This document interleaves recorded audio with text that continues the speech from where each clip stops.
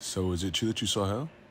Oh yes, absolutely. I saw the real hell. I was there, and I wouldn't wish that upon my worst enemy. I don't care what a person has done to me. I would never wish that on them.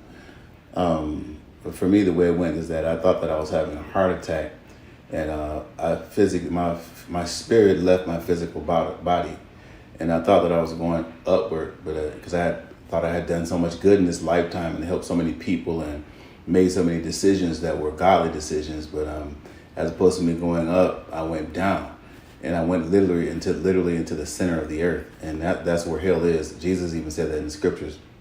He says, just as Jonah was 3 days and 3 nights in the belly of a whale, so shall the Son of Man be 3 days and 3 nights in the belly of the earth, which is where hell is. The things that I saw were literally undescribable, and it just makes me emotional every time I talk about it. But it was one of the things that I saw that just blew me away was there's a man on all fours like a dog. He was burned from the crown of his head to the soles of his feet, and his eyes were bulging out. And what was worse than that is that he had a chain around his neck. So he was like a dog in hell. And what was even worse than that is that who was holding the chain? It was a demon holding the chain. And I knew because they're not said, they're known. It's like a telepathic communication. I knew that this demon was sent in this man's life to ride him from his childhood until the time that he died, because the demon knew that if I could stay in his life long enough on the earth, if I can keep getting him to not serve God and to make bad decisions on the earth, then I'll have power over him in hell and he'll be a slave to me. So it's like twice a slave. It's like you're a slave on the earth to the things of the devil, and then in hell you're really like a tormented dog slave. And then there was another part that I experienced that just blew me away. It still baffles me to this day. There was a section in hell where music was playing, and it was the same music that we hear on the earth, but as opposed to entertainers singing it, the music demons were singing it. And it was some of the same lyrics that we hear here. And then again, things like I said, that things are not telepathically. Things are telepathically known there. I knew that on Earth, a lot of the lyrics and the music and the songs are inspired by demons. So sometimes when people smoke to get high and to get lyrics and to get verses and rappers and all those things.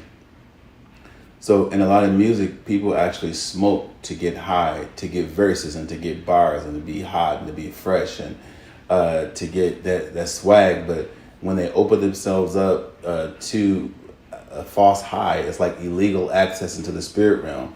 They actually come in contact with demons who give them lyrics for the purpose of controlling people on the earth.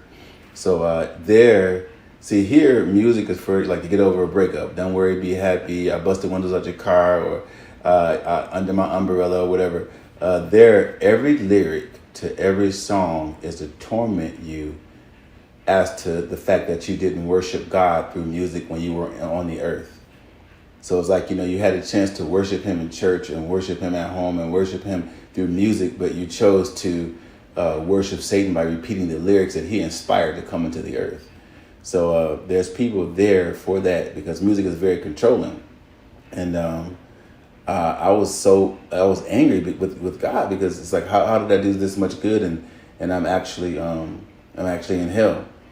Well, I lifted up out of hell and I came back on the earth, and God began to speak to me. I actually saw the real Jesus. I saw him, and he began to speak to me, and he said, you have been secretly upset with the people that hurt you. You have been hoping that I would punish the people that hurt you.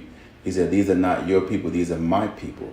He says, I only want you to focus on the assignment that I'm giving you, because I want to do something through you that the world hasn't seen. And so the root of it is that although I did good, I gave a lot to people, I did a whole lot of good things. The thing that I had in my heart was unforgiveness towards people who had did me wrong. Because a person that can't forgive is a person that's forgotten how much they have been forgiven of. So that's my experience with hell. Hell is a real place, and I don't believe that God doesn't send people to hell. People send themselves to hell. And whatever's still left inside of you that God has been trying to get out of you, that you die with, that's going to determine where you go. God's going to want to know, did you learn to love well? Did you learn to forgive well? Did you serve me well? Did you do something greater than your life? Did you do anything that has eternal significance, or is everything selfish? So I thank God for the light. It was Jesus, because of that light, I won't see any more days in hell.